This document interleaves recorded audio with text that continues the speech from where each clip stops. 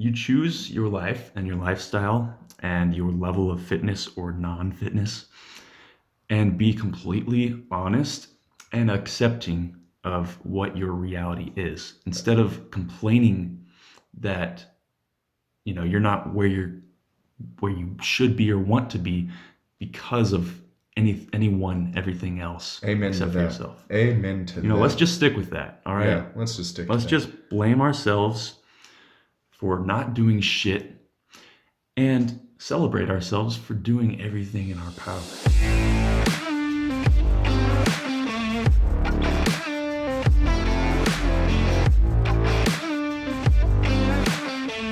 Welcome back, Transcend people. Thank you for joining us once again with another episode at the tail end of 2020. I am sitting here with my good friend Vaughn. What's up, guys? How you doing? And we have a pretty interesting one for you today. Oftentimes we talk about a lot of positive things, everything mind and body, and the journey we're on and how we're progressing every day, every week. Today we decided to mix it up a little bit. Yeah. And talk a little bit about the opposite side of the fitness world and the bodybuilding world, and kind of the dark side, if you will.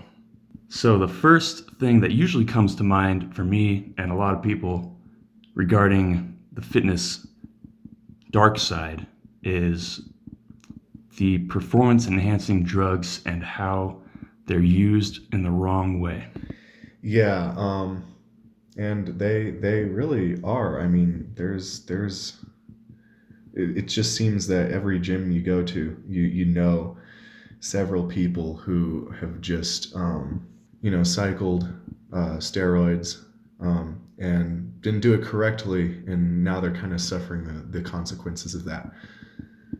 Yeah, I've met a lot of people who are just kind of dipping their toes in, as they say, and just trying something out without really any research or proper guidance, and for the wrong reasons, and that's kind of dangerous. They kind of downplay it, and it sounds something light, but it's really, when you look at particular individuals and their stories and the consequences of doing that, it's nothing to take lightly. No, it's really not. And we're again, the point of this podcast isn't really to rag against people who are using performance enhancing drugs for their sport or their career. That's different. Like if you're a professional bodybuilder, pretty much the only way you're really going to get ahead is if you're on steroids, and that's just kind of an unfortunate fact of the industry, unless you want to compete in an all natural division. But Yeah. those guys aren't the guys who are making money. Those guys aren't Yeah. the guys at the Olympia, right? It's true. So there is that. Yeah, and but there are a lot of people who take them for what we would probably call superficial reasons, right? Mm-hmm. Yeah, there are. And like you said, there are a lot of guys out there who do make their living in winning or competing and placing high in professional shows, whether it be bodybuilding or other types of fitness, sport.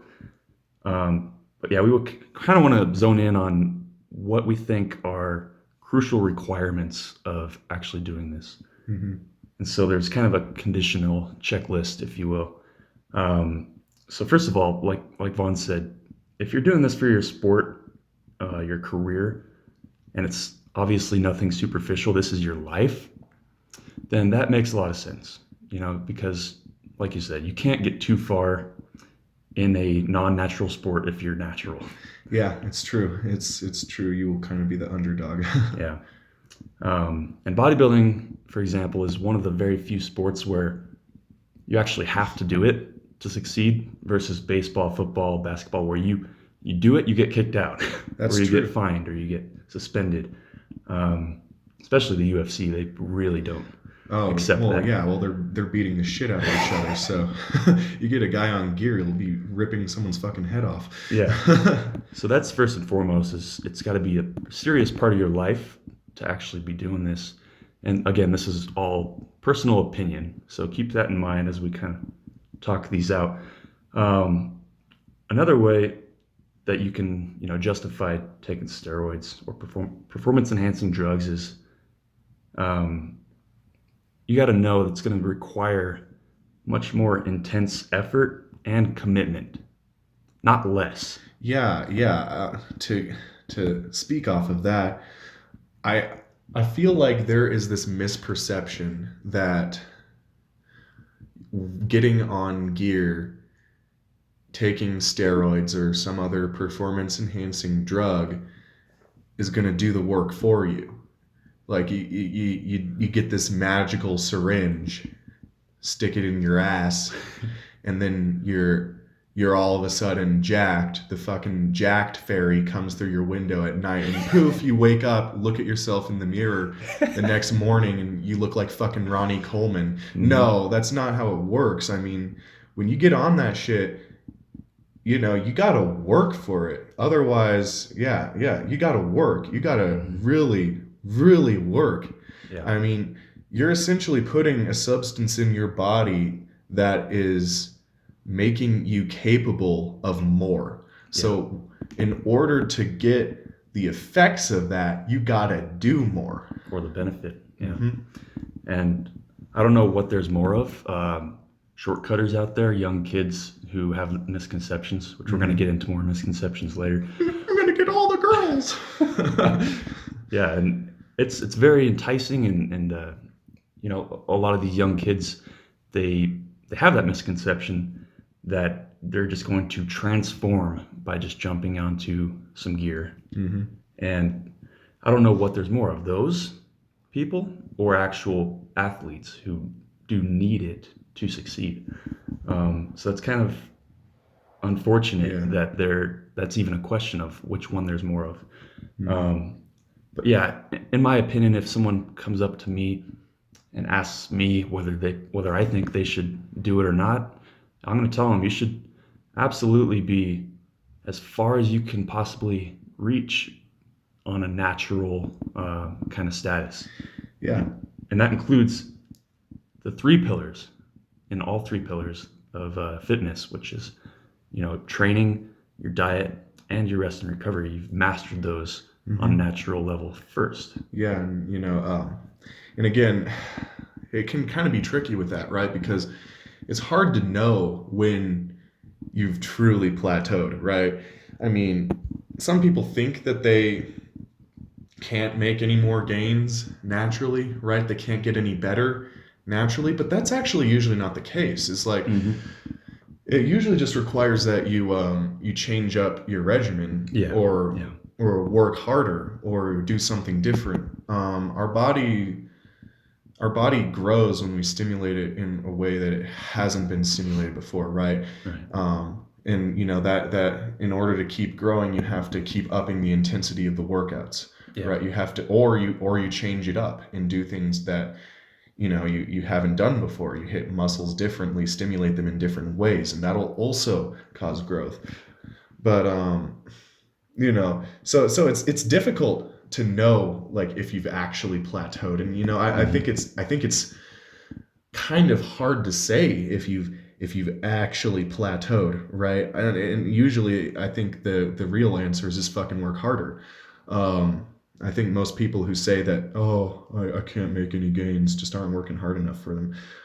But that being said, I think that there is a point that you can get where, like Casey said, you're mastering your craft, right? And I think once you're a master of your craft, and I personally think that you should know how every fucking muscle works in your body.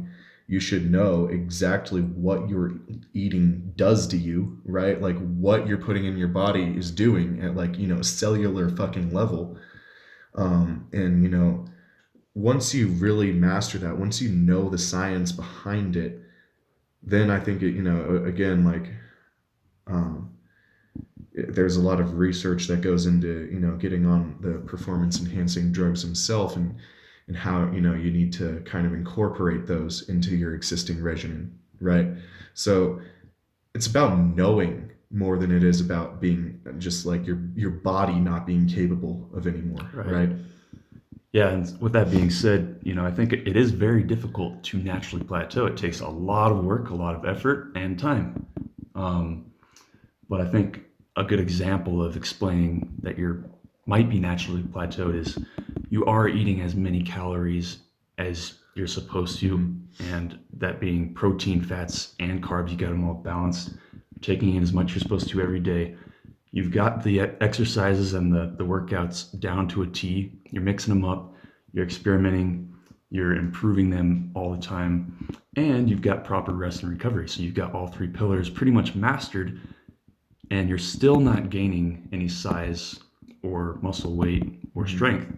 That's when you could kind of realize that maybe you've been plateaued if it's been, a year or two without a whole lot of improvement. Sure. Yeah. And I think I'm pretty close to that myself right now. I do know that I can be eating more.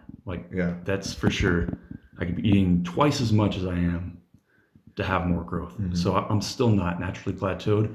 But as far as the progress that I've had in the last 2 years has been almost none because I've been natural. It's been so minuscule and so slow that it kind of almost drives me to want to use steroids for that very reason.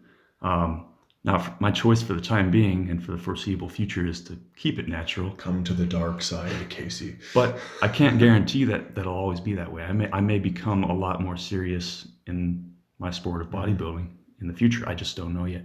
So I'm not ruling out anything, but I do know that, I've probably naturally plateaued at this point.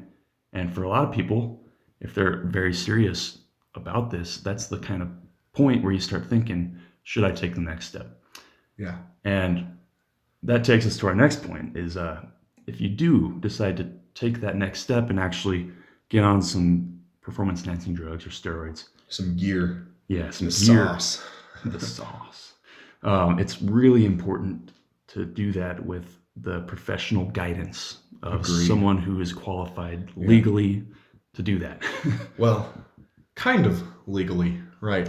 Well, there's a lot of ways to go about it, but well, using common sense. Yeah, and guidance. Going off of that,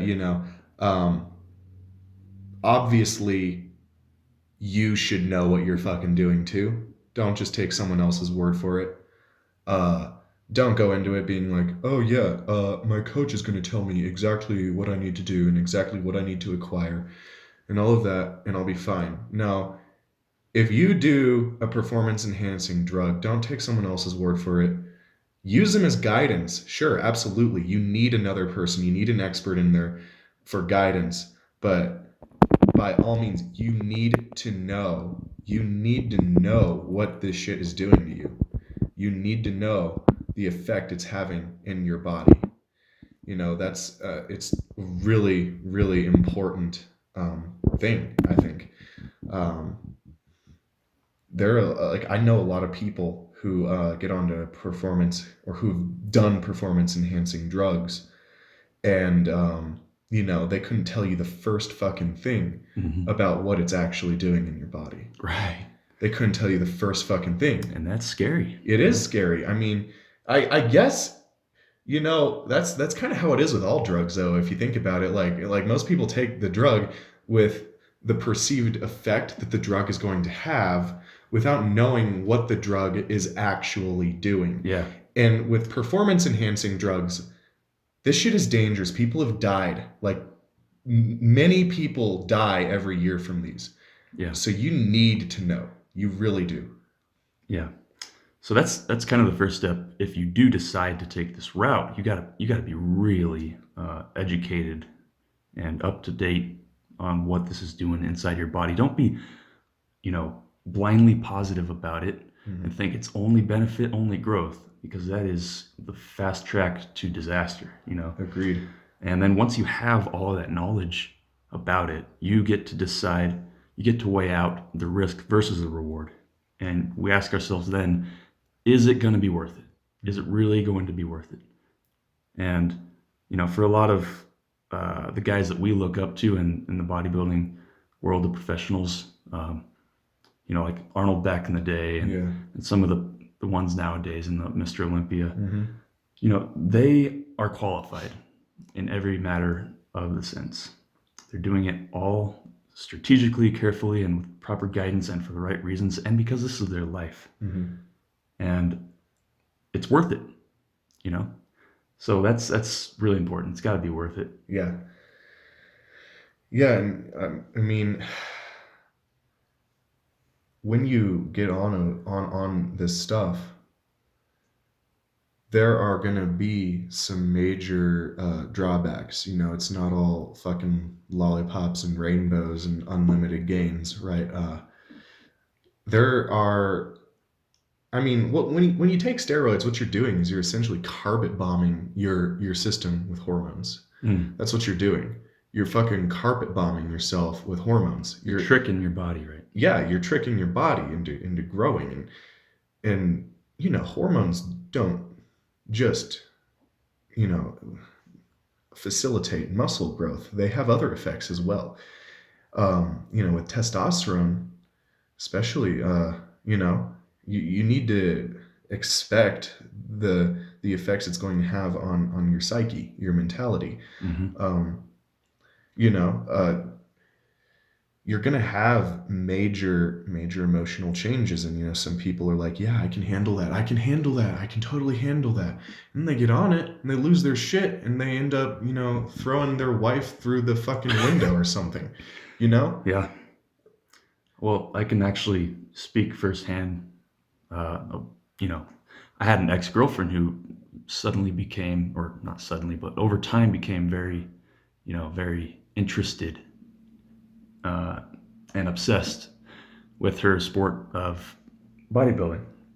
She was doing women's physique, which does take a little bit more effort and, you know, than a couple other categories like bikini and things like that. You know, you're building muscle as a woman. That's not easy to do. So she was actually basically encouraged by her coaches to get on these drugs. And she came to me at an early phase of this, basically asking what I thought about it. And I told her pretty much exactly what we're talking about now. Mm-hmm. Is you're going to have not only physical changes and physical growth, you're going to have some emotional and mental, you know, battles to go through if you do this. And I'm sorry, but I can't support that side of this. I will support your path of the sport, and I want you to do as well as you can. But I know that you're not in a good position to mentally and emotionally deal with this. Yeah. You know, and that's what a lot of people think is when they tell you, I can handle it. I know myself. But what this does is it changes yourself. It changes you into someone who can't handle it because it changes your emotions. It changes your chemistry. Yeah, it does. I mean, there are a lot of well, not a lot, I guess, but there are recent allegations of professional bodybuilders who have been accused of engaging in domestic violence. And I think that that's something that sometimes gets overlooked is you know, these really awful effects.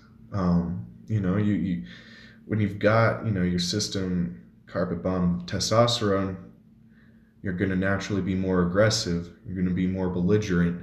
You're going to be quick to anger, and that's a very, very common side effect of this drug, or you know, drugs like it. And yeah. So you know, that is something you really, really have to be aware of when you're making the decision of whether or not you want to start using performance enhancing drugs, because you know, if you're a person who struggles managing their anger as is, oh yeah, don't do it. Yeah, just don't do it. You might end up in jail. It's a red flag. Like, seriously, this isn't a joke at all. Like, you might end up in jail. You might hurt someone. Exactly. Because it takes you over, like, emotionally, mentally. You become someone that you're not because of this drug, this chemical that's affecting your brain and the way you act. So yeah, first of all, if you're like that naturally, stay the fuck away from it, please. But also, if you try drugs like this and early on experience negative side effects that cause you to act or feel differently in a negative way or aggressive, jump off of it. Yeah, get off. So, yeah, pretty straightforward. So, we've talked about the steroids, which is conceived to a lot of people that have never really had any connection with fitness or bodybuilding. It's negative to a lot of people because they've seen a lot of the dark side of that. But the dark side doesn't stop just at steroids. Let's jump into some misinformation out there about the dark side of bodybuilding, the misconceptions, that a lot of people don't really often think about. Yeah. So I'm sure that a lot of you listening right now, like, surf Instagram or whatever, and you see all of these ads for these fitness products. The newest pre-workout, the newest skinny tea, test boosters, shit like that. And I think that there are a lot of misconceptions around a lot of these fitness products. First of all, I think that it's really good to be aware of some of the things that they put in these.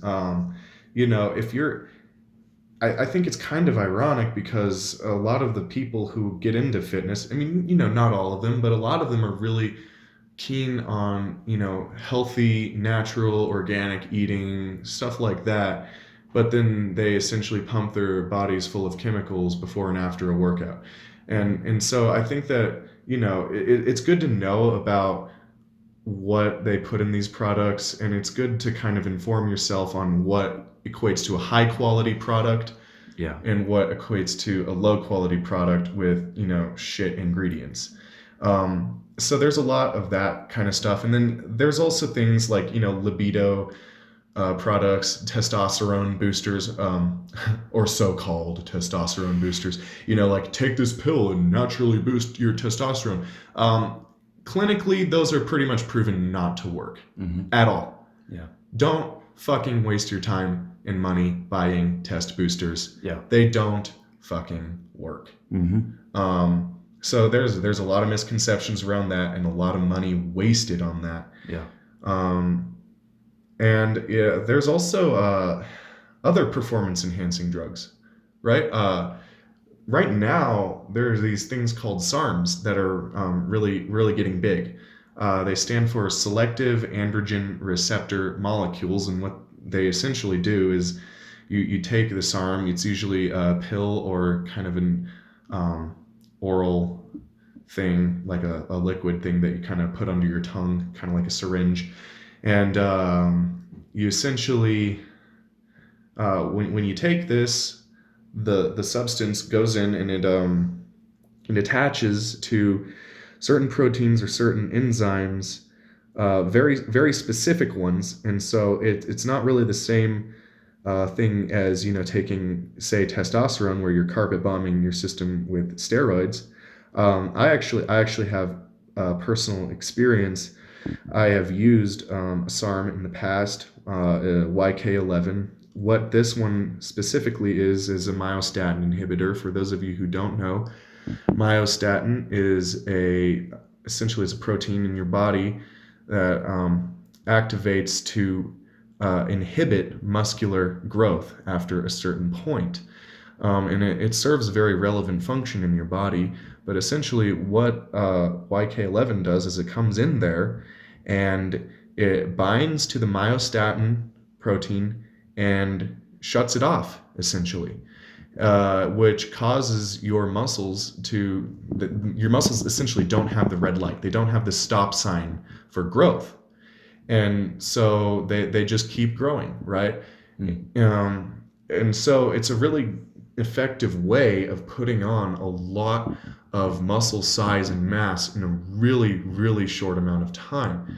Another thing is that because it's a selective androgen receptor molecule, because it's so specific in its selection, there's a lot of there's a lot of evidence that suggests that these really don't cause, at least this specific SARM doesn't cause a lot of testosterone suppression.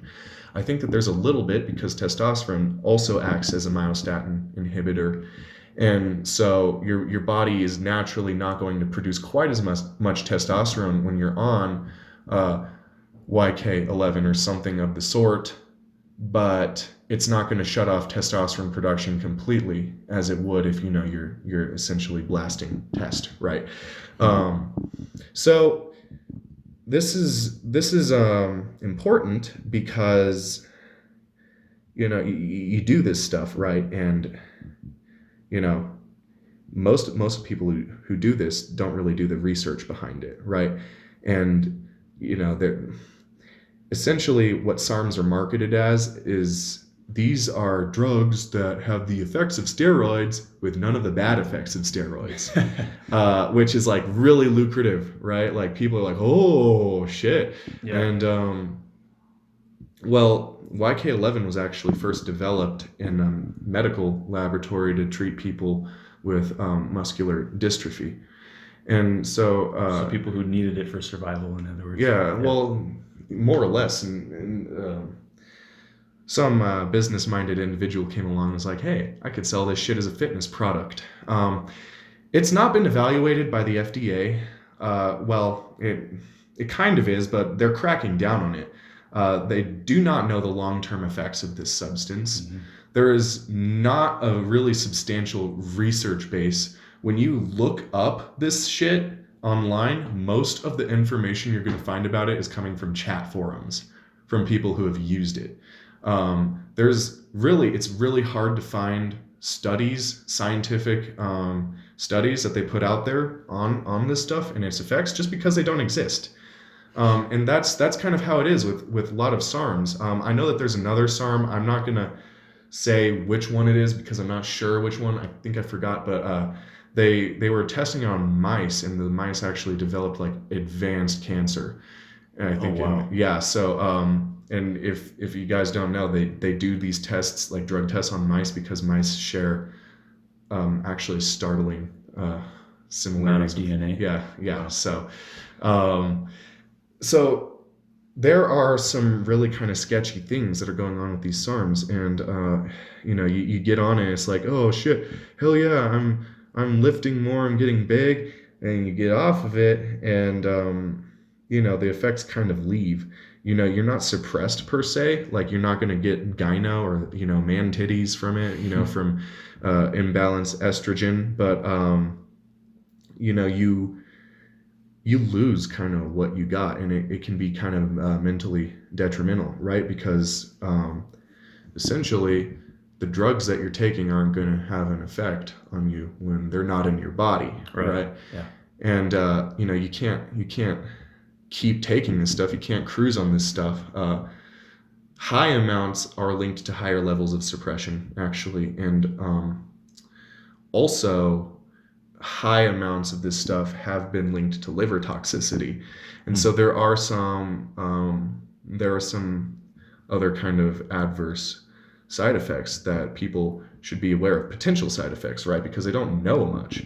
So it's just kind of like blindfolding yourself and walking off a cliff, in my opinion. Yeah. You have no fucking clue, Mm-hmm. right? It's important you're talking about SARMs specifically on a deep levels, because there's a lot of popularity with it. It's a brand new thing that's just picking up. It's like Bitcoin, kind of. The Bitcoin of fitness. Fitcoin. Yeah. Fitcoin. Yeah, SARMs is becoming this incredibly unknown but incredibly popular product, basically, drug that a lot of people need to know about before they jump.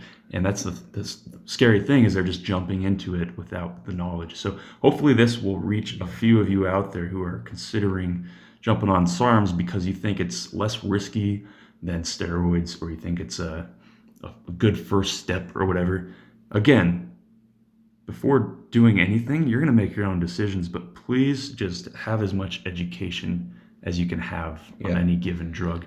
And so Vaughn's giving you that for free right here. Yeah, and again, my education is also pretty limited on this stuff, as is everybody's, because nobody really fucking knows what these substances are doing. People just recognized the beneficial effects and decided to market them to make some cash before the FDA cracked down on them. And actually the FDA has been cracking down on SARMs. A lot of SARM distributors online have been completely shut down by the government. And so, So that's a red flag right there. yeah. So this stuff is kind of sketchy. And, coming from someone who's taken it, yeah, it's great when you're on it, right? You feel strong, you get big. I mean, yeah, the shit works. But, coming off, you lose it.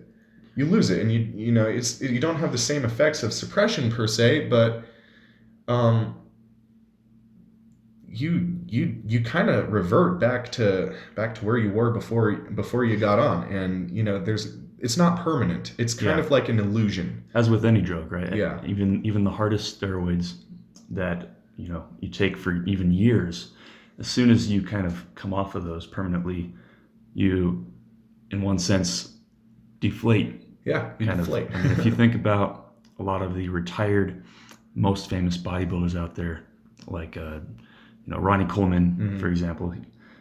I was telling you, he probably lost 100 pounds since retiring from bodybuilding. He was over 300 pounds on stage for some of his career, and now he's probably around 100 pounds less than that because he's officially off of all the steroids. Yeah.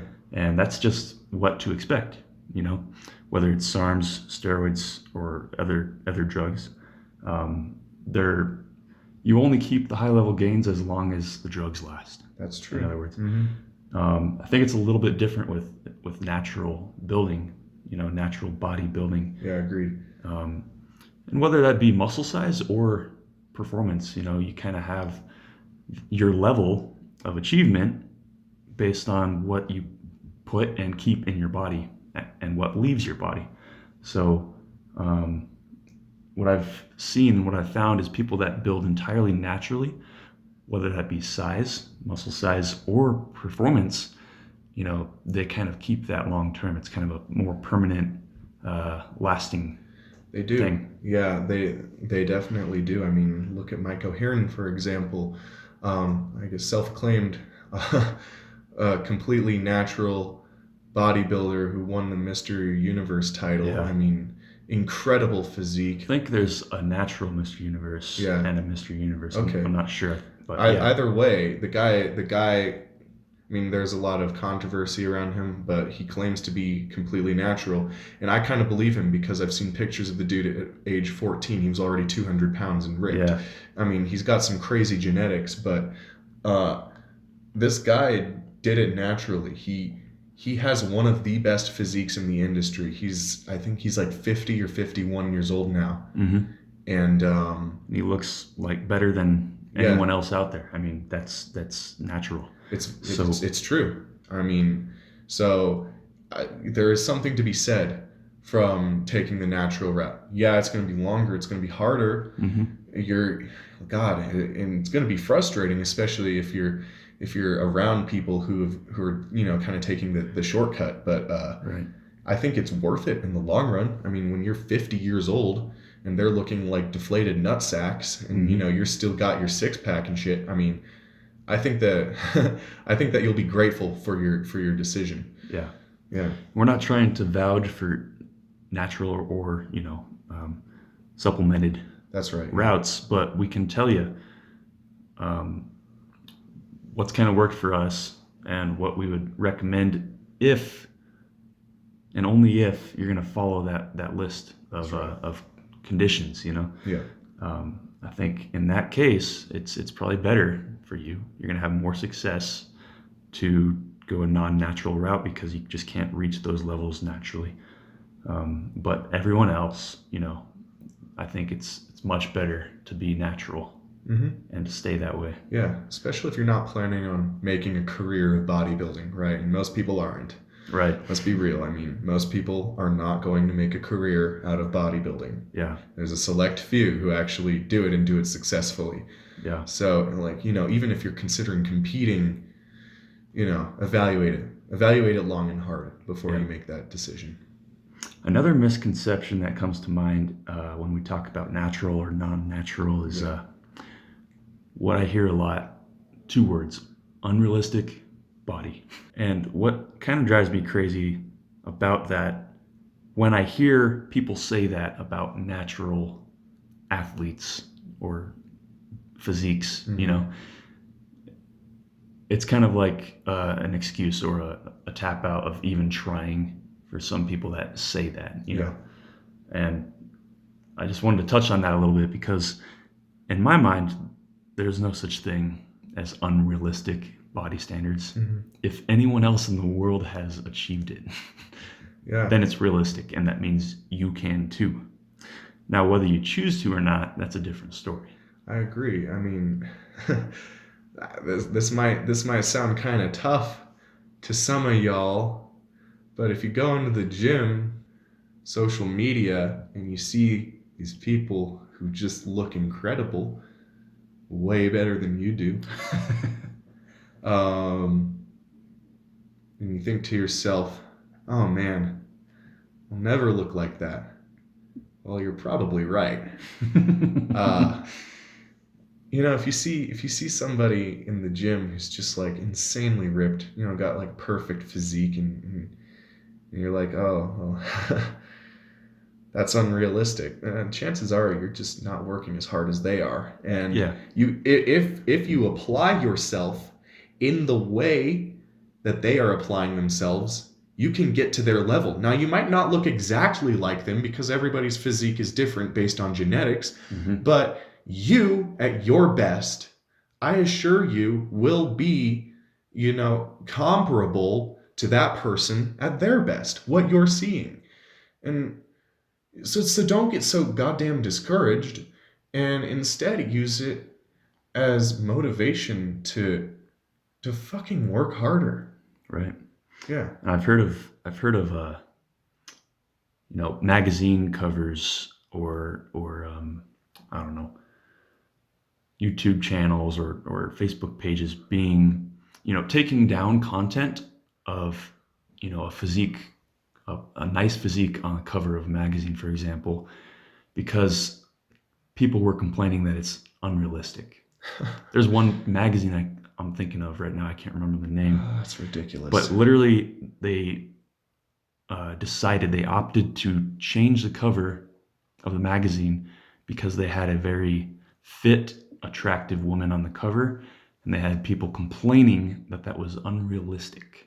And it was not unrealistic whatsoever. I mean, she probably was an average gym goer, probably works out a few times a week and maintains a relatively, healthy diet.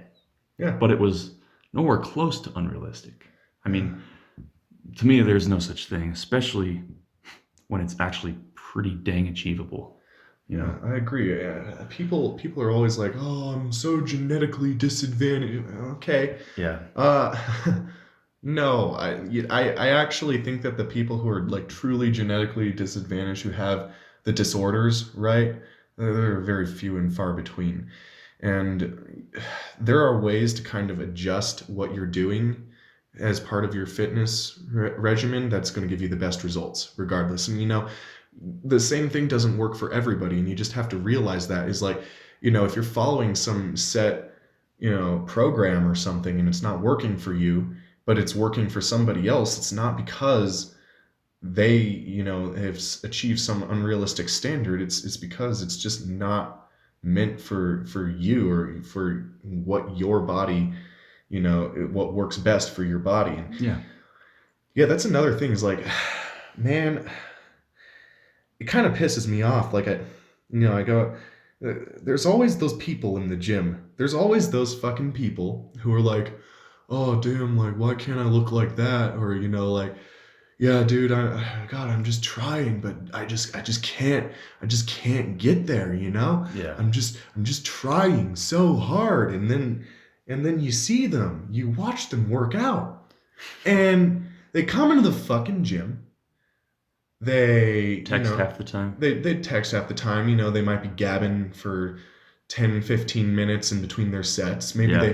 they come in there, they do like 3 compound exercises, maybe like walk on the treadmill for fucking 5 minutes and then fucking leave. Are you fucking telling me that's you working hard right there? Like, no, you're being fucking lazy. I'm sorry to say it, but like you're being fucking lazy. If you want to look like those top elite athletes, you got to train like a top elite athlete, you know?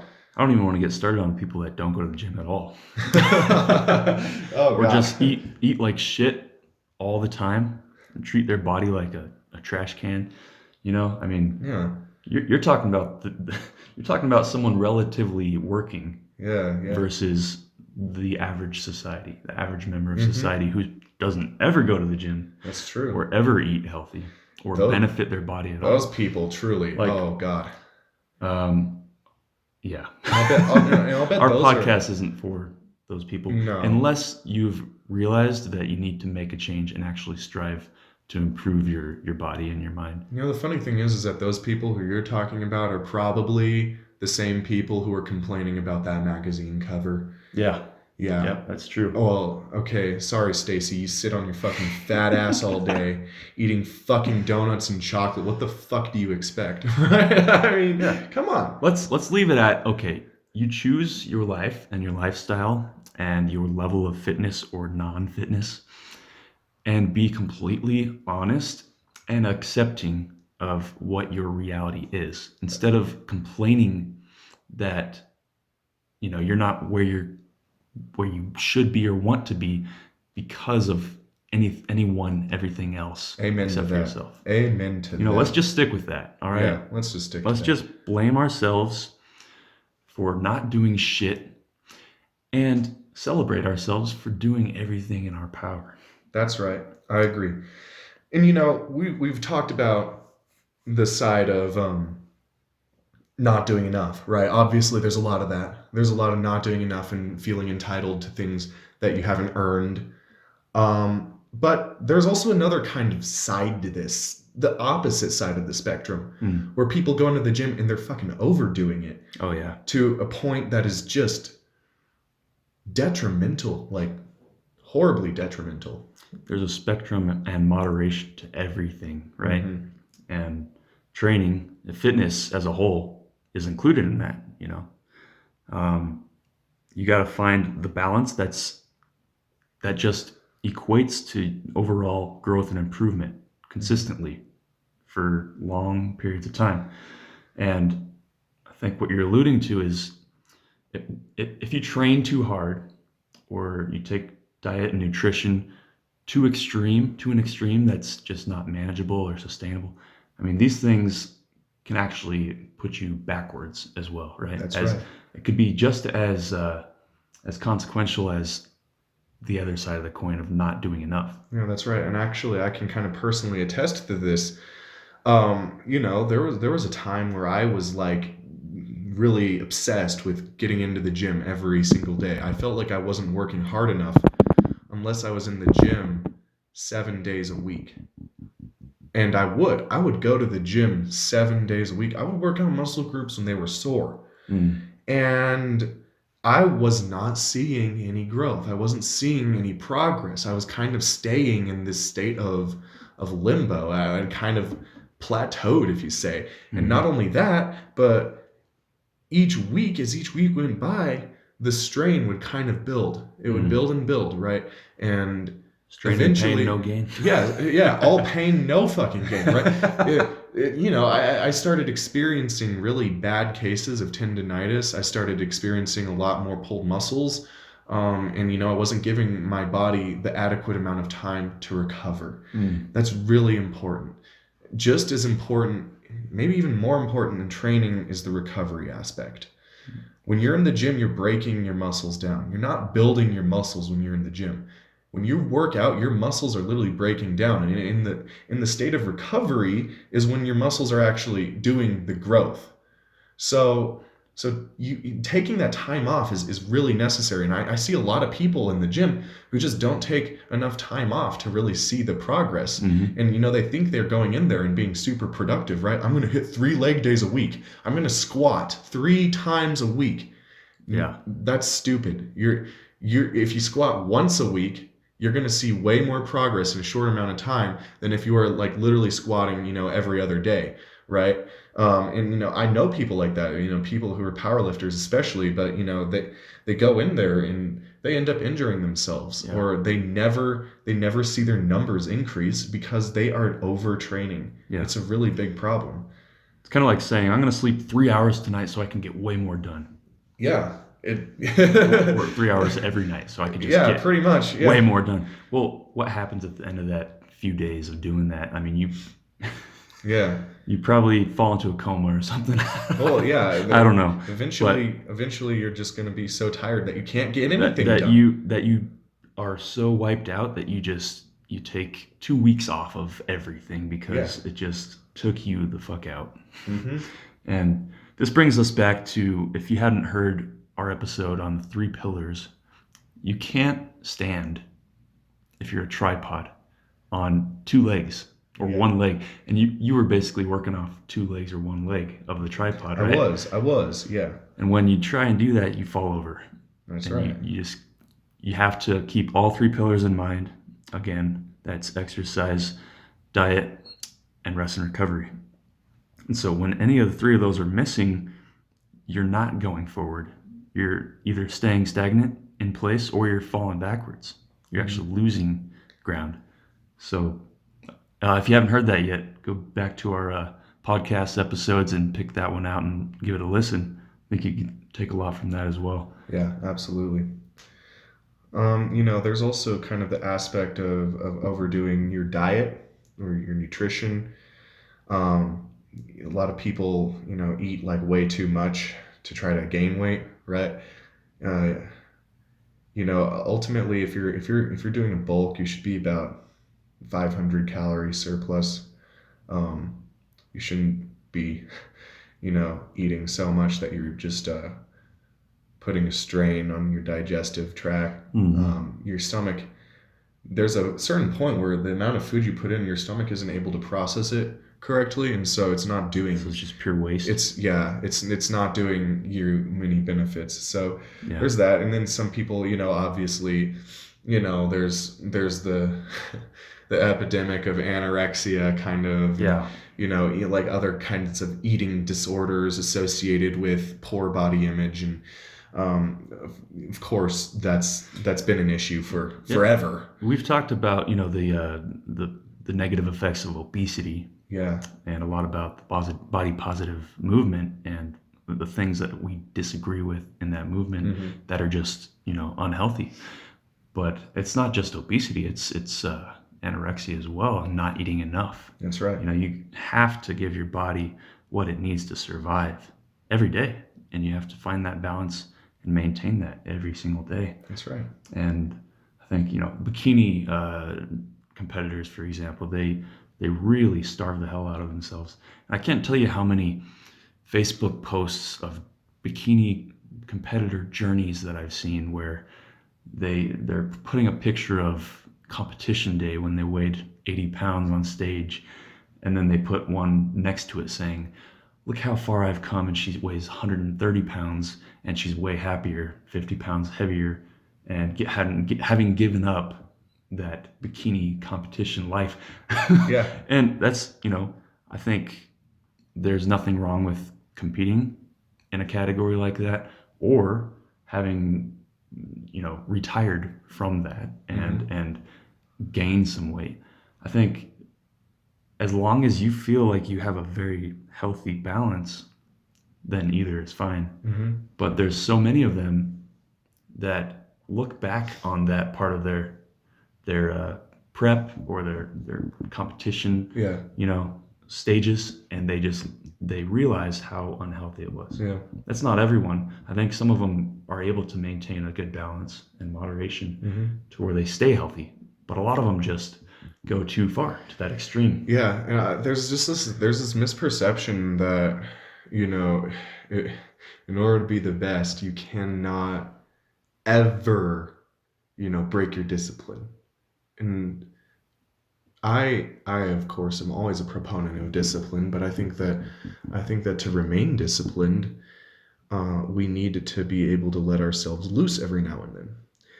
I think that if we do not allow ourselves the simple pleasures in life and instead kind of go into this aesthetic kind of mindset where we are just essentially denying ourselves everything in the name of some unverified form of progress, then essentially what's gonna happen is we're gonna crash and burn eventually, and then that progress, whether or not it was really happening in the first place, is just going to be non-existent. Right. And so, I think that something good to keep in mind when, if especially with diets is like when you really start experiencing like negative mental effects. And I'm not talking about fucking craving donuts. Like, yeah, I crave donuts all the time, right? Well, I crave donuts all the time, but I'm like, Vaughn, you can't have donuts tonight, and that's okay. But sometimes I allow myself to have donuts, Right. right? And Some of the time. yeah, some of the time, and that's just the things. Like, if you're doing it to a point where it's really starting to have an effect on your psyche, and I'm not talking about just like, oh, I miss chocolate cake. And I'm talking about like, no, you're legitimately depressed, right? Like you feel like there are only like 2 or 3 foods that you're allowed to eat. When you're getting to that point, you should probably temporarily adjust for some level of comfort. Absolutely. Right? Yeah. There's a saying I love that I heard a long time ago. It's when you get tired, and in this case, when you get, run down, learn to rest, not to quit. Mm-hmm. And that goes for training, but also diet. And you can take a rest from your intensively strict ongoing diet for a meal at a time or a weekend. Mm-hmm. And the way I kind of balance it out is, off season, which means the time that I'm not, I don't have a competition picked out and it's regular life. I'm kind of on an 80-20 balance. 80 being, 80% being clean food, the 20% being whatever the fuck I want. And I think that's a healthy balance, maybe 75-25 for other people. But I think what most people that I know, even me being heavily involved in the fitness life and have a lot of people that are, I think the average person I know is 100% whatever food that they want to eat 100% of the time. And that's not healthy, but also 100% of clean food, of just pure healthy stuff. Yeah. That's also going to wear down on a lot of people. It is. Yeah, and I mean, unless fucking arugula and chicken and brown rice is like your fucking favorite food in the world, you know, it like you were saying, it probably will wear down on you if that's all you allow yourself to eat. Yeah. Right? Like, I personally, I try to be healthy, right? I try to eat healthy for the most part, but, sometimes I just say, fuck it, I'm ordering a pizza. Oh, yeah. And, it's good to sometimes just say, fuck it. Yep. It's healthy to say, fuck it sometimes. It really is. And you wouldn't believe the positive effects that having a healthy mind are actually going to have on your body as well. I actually think that some of the people who probably give themselves cheat days or cheat meals, things like that, perform better in the gym or in their competitions than people who are 100% discipline 24/7. I cannot get off track, right? I think that there's something to be said from having more of a positive approach. People with a more positive approach are just going to be more successful, I think, in the long run. It's going to really come down to kind of you as a person and your personality and your ethics on how much you can handle. I think a lot of professionals are able to do this 100% thing and not fall back or become depressed doing it. Well, yeah. But based on your own personality, you gotta realize when you gotta take a step back and chill and just give yourself a break. But then again, I think on either side of the spectrum of 100% carefree versus 100% strict, I think you gotta find a balance not on either Well, end. even these professional guys in their off season, they aren't, just eating chicken and rice. Yeah. I mean, you see the motivational videos. That's when these guys are prepping for a show. Yeah. And when you're prepping for a show, that's different. Like, you need to be 100% focused, right? But if you're not prepping for a show, why the fuck are you just eating chicken and rice?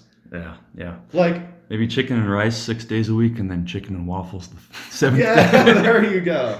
There you go. Like, yeah, if you're not actively trying to make a career out of bodybuilding, if you're not actively trying to compete, then for fuck's sake, give yourself some leniency. Right. Like, I see so many people who have no aspiration of really competing, who just Yeah. deny themselves the pleasure in life. Like, oh, it's someone's birthday. Oh, I can't. I Yeah. can't have that cake. It'll make me fat. It's like, well, you're not really planning on getting up on stage anytime soon, are you? So, like, just eat the fucking cake and work out hard tomorrow. The carbs will help, Yeah. I don't know. I don't understand the mentality myself, but Yeah. And you might be a person that's just not, built for that kind of lifestyle Mhm. at all, but you still need to find the healthy balance regardless. Agreed. And, again, all of this kind of falls down onto the mindset, right? It's good to be passionate. It's good to be passionate, but it is not good to be obsessed. There is a difference. There is a difference between passion and obsession. Passion is positive. Passion is all about, I'm doing this because I want to, right? Like, I have this strong urge that, like, this is who I am, and this is what I want to make out of my life, right? And obsession is more like, I don't want to do this, but I have to, right? It's like it's negative. You've kind of created a trap that you put yourself in because you are so, you're so submersed in this lifestyle that it's almost not up to you anymore. Yeah. That's kind of obsession. Mm-hmm. And people who are passionate go into the gym and they're like, I am capable of this. I can do this. I'm killing it. I'm working my ass off, and I know I'm gonna do this someday. People who are obsessed go into the gym, I think, and they look at themselves in the mirror. They're like, you're not fucking good enough. You suck. Work harder. You fucking piece of shit. Like, you're a pussy or whatever. Like work harder. You have to work harder. You have to. I don't care how much it hurts. Just like work. And no, there's a difference. There is a difference between passion and obsession. I mean, I think that before I really became passionate about the sport, I was more along the lines of being obsessed. Where it's just like, yeah, I'm not good enough, but I just have to be better. I have to be better. Regardless of whether I want to or not. But with passion, it's like, it's more along the lines of, I know I'm fucking capable of this. I know I'm not necessarily where I want to be, but I know I am going to be, and I'm going to do everything in my power to get there. And I think obsession has the tendency of burning out quickly, like we've talked about, and passion just doesn't. Agreed. I think passion, anyone who has a passion, I think that's permanent. I think it's part of their DNA for life, Mm-hmm. So keep that in mind. Make sure you have that passion. If you don't have that passion yet, that's probably the most important thing to work on is figuring out what it is. Agreed. That's going to be your passion that sticks with you for the rest of your life. And I think Vaughn and I, we each have a couple passions, and fitness is definitely a big one, Mm-hmm.